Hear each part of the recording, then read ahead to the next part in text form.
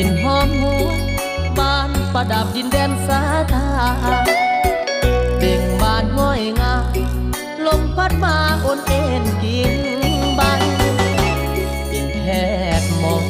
เป็นทหารหรือตำรวจเป็นนักสำรวจออกแบบธุรกิจค้าขายเป็นวิศวกรแม่ยิ่งเล่าเทียบพันเพศสายิ่งหน้าใสๆมีหลายคนนั่งในสภางามกิริยางามหน้าตางามมาลายาเก่งความสามารถมีบทบาทมีการศึกษาเป็นนักแสวงหาแข่งขันขยันก้าวหน้าน่าหักเสน่หาหนึ่งในโลกาอาศัยเทียมกันแก้มใหม่ยิ่งลาวใหม่ยิ่งพัฒนาบุกเบือนก้าวหน้ามีเกียรติมีอุดมการณ์เป็นนักต่อสู้ที่ศัตรู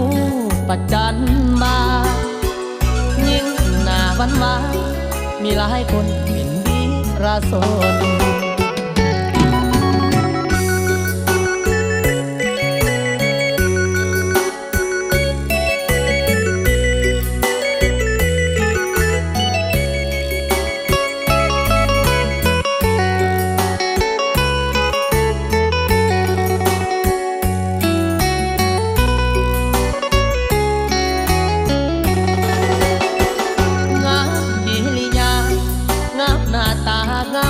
ลายาเก่งความสามารถมีบทบาทมีการศึกษาเป็นนักแสวงหาแข่งขันขยันก้าวหน้า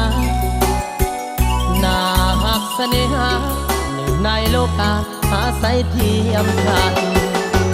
แก้มใหม่ยิ่งลาวใหม่ยิ่งพัฒนาบุกเบือนก้าวหน้ามีเกียรติมีอุดมการณ์เป็นนักต่อสู้ที่ศัตรู